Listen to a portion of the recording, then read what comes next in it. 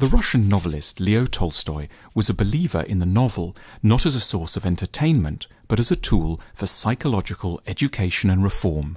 It was, in his eyes, the supreme medium by which we can get to know others, especially those who might, from the outside, seem unappealing and thereby expand our humanity and tolerance. Leo Tolstoy was born in 1828 at Yasnaya Polyana, a huge family estate 100 miles south of Moscow. It was to be his home on and off for the rest of his life. His parents died when he was young, and he was brought up by relatives. He flopped at university. One lecturer described him as being unable and unwilling to learn. He spent a few years gambling and drinking and chasing gypsy women before signing on as an artillery officer in the Crimean War. He got married in his early 30s. His wife Sophia, who came from a sophisticated, high-cultured background, was only 18. They had 13 children, 9 of whom survived infancy. It was a difficult marriage. There were huge arguments about sex and bitterness on both sides. Leo grew a very long beard, became a fitness fanatic, and spent most of his time in his study. What he did there was to write several hugely successful books, among them War and Peace, Anna Karenina, and The Death of Ivan Ilyich.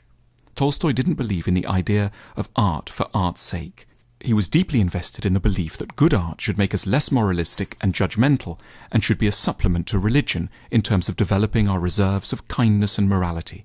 This crusading moralistic side of Tolstoy has often been ignored by modern critics who don't wish to dirty art with a mission, but it is in fact the most important side of Tolstoy, and none of his efforts can properly be appreciated without keeping it in mind. Tolstoy's first great novel was War and Peace, published in 1869 when he was 41. In it we meet Natasha Rostov, a delightful, free-spirited young woman. At the start she's engaged to Andrei, a kind and sincere man who loves her deeply, but is also rather emotionally remote and avoidant. While Andrei is away travelling in Italy, Natasha meets a handsome, cynical waster called Anatol and falls under his spell. He almost manages to seduce her and persuades her to run away with him, though her family manage to stop her at the very last minute. Everyone is appalled and furious with Natasha. This sort of madness wrecks her own prospects and deeply shames her family. By the world's standards, Natasha has failed terribly. If we encountered a news clip about such a person, we might rapidly come to the conclusion that she lies beyond the range of normal sympathy.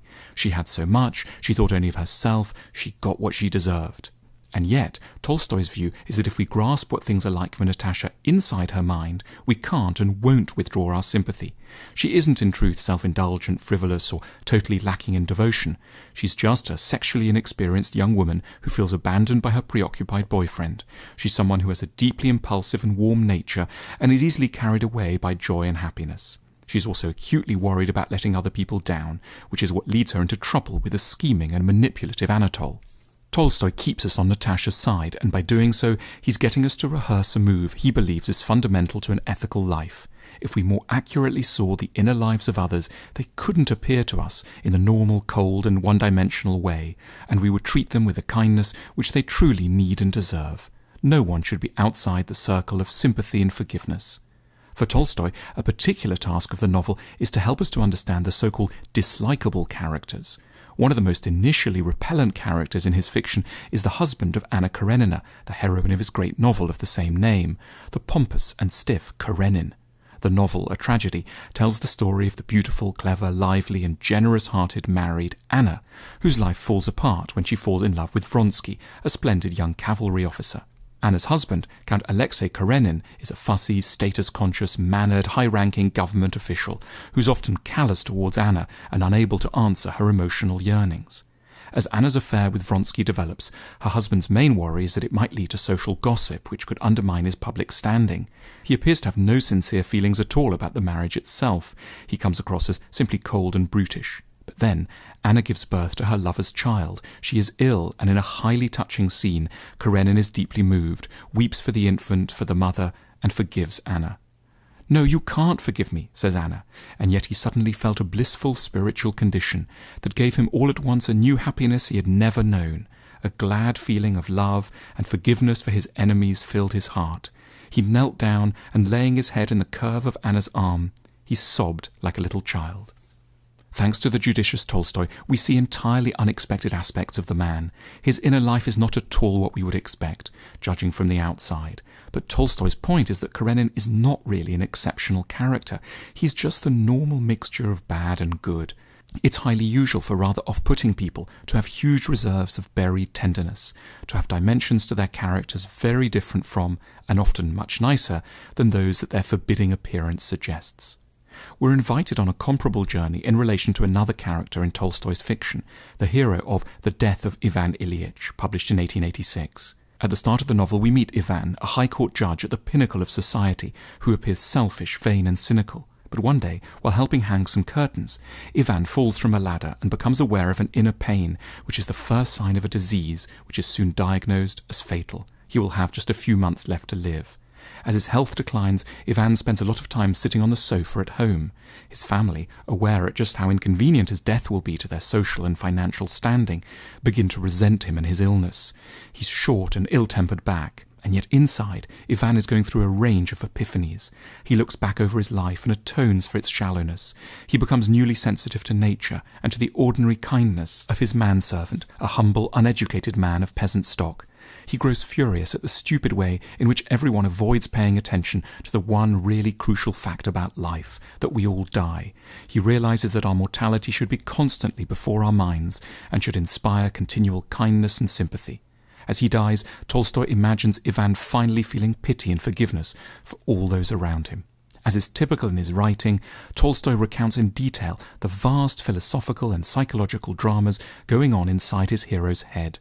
All that those around him, the doctors and his family, get to see is a sullen man who spends a lot of time with his face to the wall.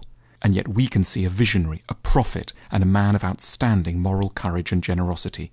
In writing about Ivan, Tolstoy wanted us to see his life as representative of all human potential, if only we could wake up to it before it's too late. When he was about 70, Tolstoy pulled together his thinking about being a writer in a long essay, What is Art? It's one of his most important books. In it, Tolstoy proposes that art has a great mission. Through great art, he tells us, lower feelings, less kind and less needed for the good of humanity, are forced out and replaced by kinder feelings, which better serve us individually and collectively. This is the purpose of art. As a supremely skilled and seductive writer, Tolstoy knew that novels need to be entertaining, or we simply won't bother to read them. But he was also convinced that they have to aspire to be something else as well, key supports for our own stumbling path to maturity and kindness. And they can do this because they're able to get into a place we need but rarely have access to, the inner lives of other people. In What is Art, Tolstoy was mostly writing about the works of other authors, but it's really his own achievement that he is, indirectly and modestly, summing up.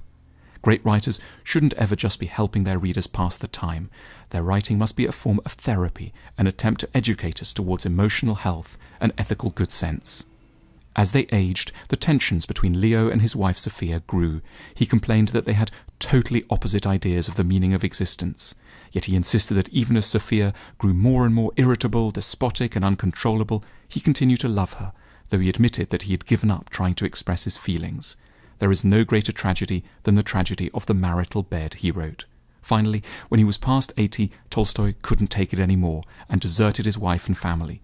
He ran away in the middle of a freezing November night, caught pneumonia, and died at the nearby railway station where he was waiting for a train.